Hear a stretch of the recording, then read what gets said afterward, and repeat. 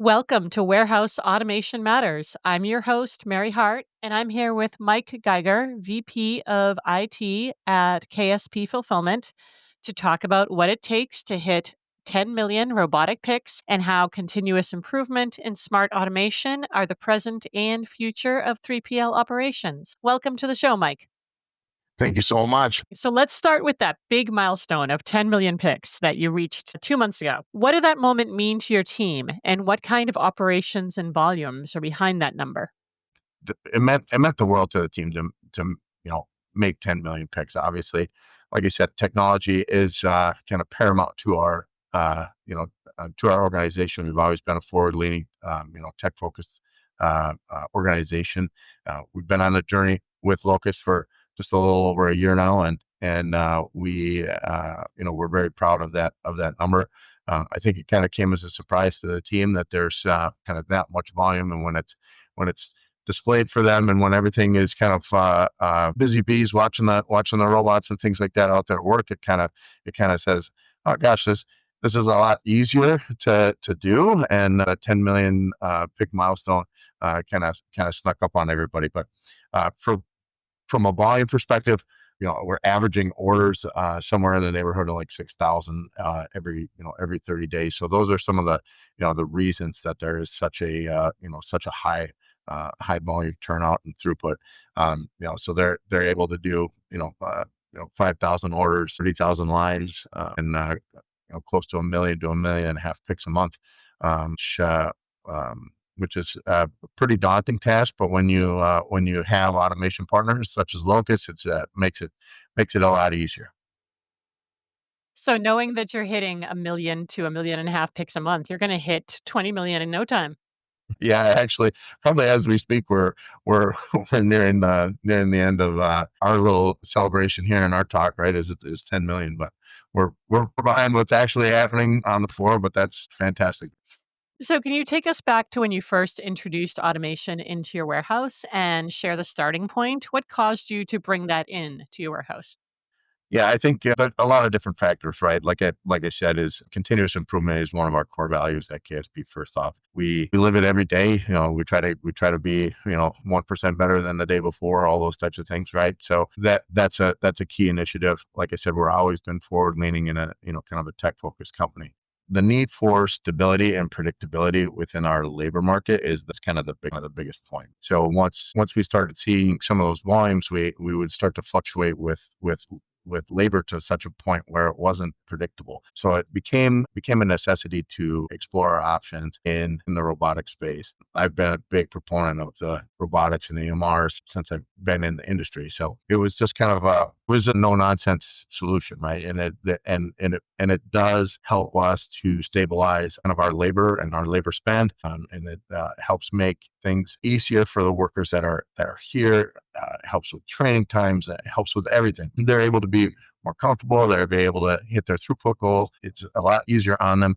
I mean, some of the associates were walking like 12 miles a day, and then it the other thing is kind of in our space is like throw more people at it has kind of always been the answer, and we're never satisfied with that's the way we've always done it, or throw more people at it or anything like that. That's not what we're set. Our focus is to make sure that our associates are comfortable, that everybody has the tools that they need, and that we kind of focus on that as far as our continuous improvement goals are, so that it just makes sense to partner with Locust at that point. So introducing automation like robots can feel like a big cultural shift. How did your employees respond early on, and how has that evolved over time? Well, when we first introduced the concept, we were met with apprehension, as anybody could imagine. Like I said, we were looking for a way to stabilize our temporary workers and things of that nature. We're not looking to replace anybody. So that's kind of one of those things is that was kind of maybe a misnomer, right? Is that we're gonna come in and run a lights out operation, which we can't. We need our people. But as soon as they started to see the concept, even as the robots arrived on site before we were even live, there was such an excitement and a buzz amongst the associates. We did a lot of pre-training and championing the idea. and there was a lot of excitement when it came to the robotics initiative. Once they were in place and once they were working, that was that excitement continued, and everybody is on board with them. They love them. They think it's a fantastic and easy way to kind of complete their pick goals and things like that for the day, and make their lives a lot easier. Like I said, from going from walking hundreds of miles a week to cutting that down by maybe a third of what they were doing before has been fantastic. Plus, the instant feedback that they get as far as their pick goals and things like that are concerned is very important to everyone. It's that excitement continues, and we're able to train new shifts and do introduce new people. I talk to new folks on the floor all the time, and they're excited. They ask me the same questions. How did you decide to do this? This is wonderful. I've worked in other places before, and they don't have that kind of thing. Do you use the gamification aspect of it to so that people can track how they're doing and kind of play against each other in a sense? We don't use the native gamification features that are on the robotic on that robotics platform. But what we do is we measure the overall picks, the overall productive time, and then measure that against our labor management system, and then we give everyone a score.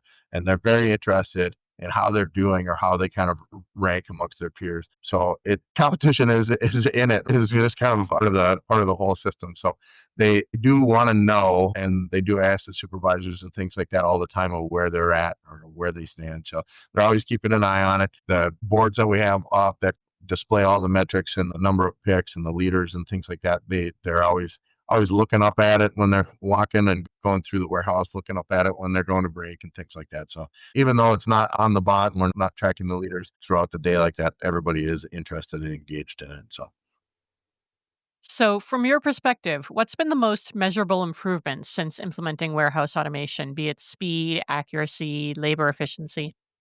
I'd say labor stability and labor efficiency has been the most measurable, right? It's just given us that baseline stability so that we're very focused on the ratios of people to bots and bots to people, like those ratios. We're very, very focused on that. It's given us a kind of a look in the future as far as we can plan and our throughput much easier. We know exactly what we're capable of doing, so we can plan out a week or so or 2 weeks in advance. One thing I should mention is that we do a lot of auto replenishment, so it's all comes in and then we have a week or so to ship or something like that. But that gives us a lot of planning capabilities and throughput capabilities that we didn't maybe have before, maybe even have a good understanding of what we're capable of doing before.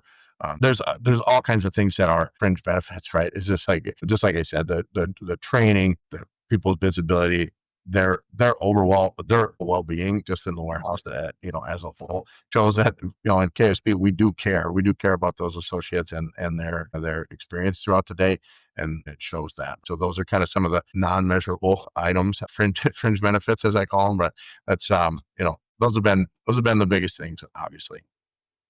So, you talked about continuous improvement at KSP. How does automation fit into that?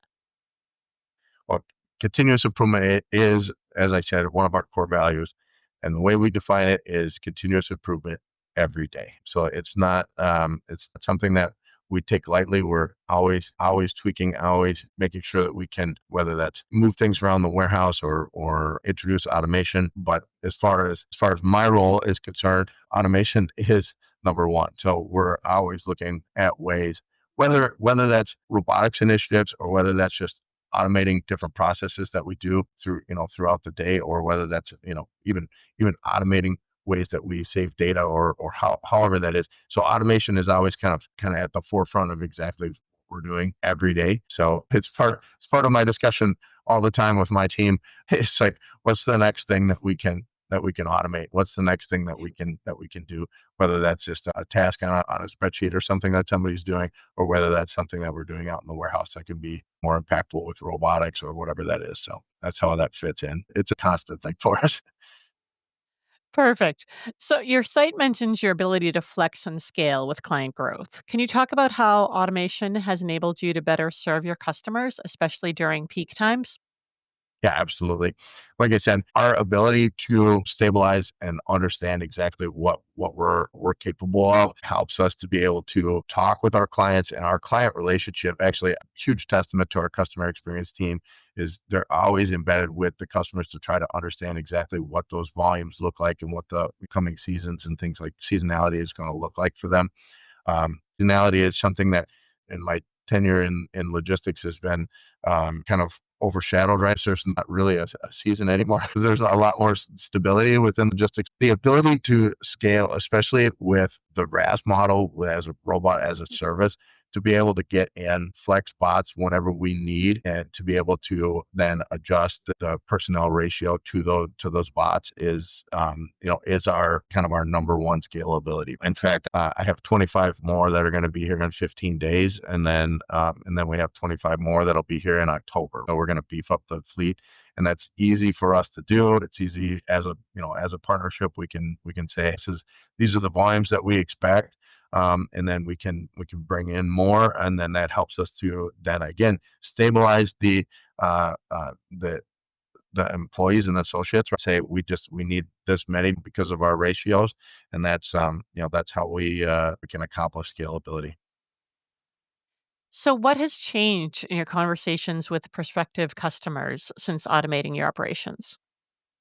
I'm not sure that anything's really changed. We've always been a partner that focuses on our ability to scale. We've been a partner that's shown the ability to take in, whether that's small clients or take in very very large clients with high volume, and do the job. We focus on the logistics portion so that the customer doesn't have to, and that's exactly what we do. So I don't know that it's changed our conversation very much, except for the fact that maybe we target businesses that fit within the robotics platform from a sales perspective. But other than that, most things are what we've termed bottable, right? So most things are bottable, and we can kind of adjust from that standpoint.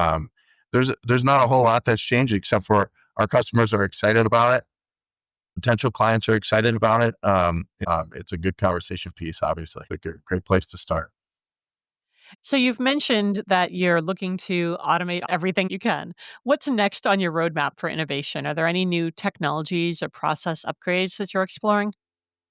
So really what we want to do is streamline our experience internally and streamline our customers' experience externally. That means streamlining systems, getting systems under a single pane of glass so that our customers have the visibility that they require, for whether or not they want to be hands-on or not as hands-on. Obviously, the AI in our marketplace is kind of one of those things where we're trying to get on the forefront of that, whether that's through the ability and use of chatbots or automation features when it comes to our clients, making customer experience through question and answer, if that needs to be through AI agents and things of that nature.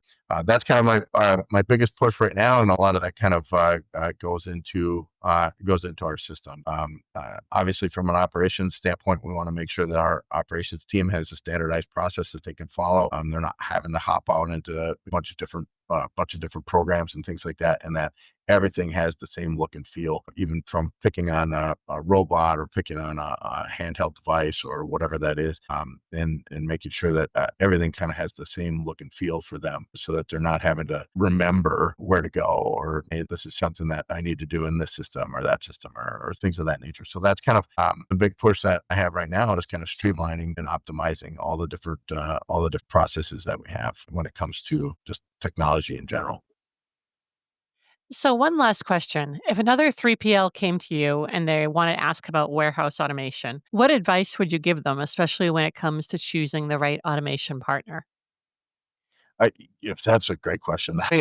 Definitely understand your own business. Understand exactly what it is that you do, so that when you're looking at different solutions have different capabilities, and then even all the way down to the weights and sizes of goods and all those kind of things. Protect home base, understand exactly what your needs are. And then from there is the partnership aspect of finding potential vendors for things is a huge aspect of how I go about it. And say we're in the space. We understand what home base is. You have a potential solution. How can we partner and make one another better? So it's always kind of challenging this, the status quo as it was, and just saying these are things that we bring to the table as far as like what we're actually doing, and and then making a smart partner decision and saying, hey, these folks are as comfortable with innovation as we are, and then kind of bringing those two pieces together and saying, all right, we know our business, and we know that this partner can cover down on exactly what we're doing, and it can be a great partnership because we're both going in the same direction. Those are kind of the two major things that I would say, and making sure that that's going to be a great fit. Locust does a fantastic job of doing that and making sure that they're a great fit in the space. And I remember even the earlier conversations, they would say we would decide together if we weren't going to be a good fit. So that was kind of the partnership piece of it. Understand your own business. Make sure that you understand exactly what it is that your needs are, and that those needs can be met. Perfect. Thank you, Mike. And thanks for joining the show today. It was a pleasure to have you on the show. It was a pleasure being here. Thank you so much for the conversation. This was great. And thank you, as always, to our listeners. We're here to help you move what matters with unmatched flexibility and unlimited throughput.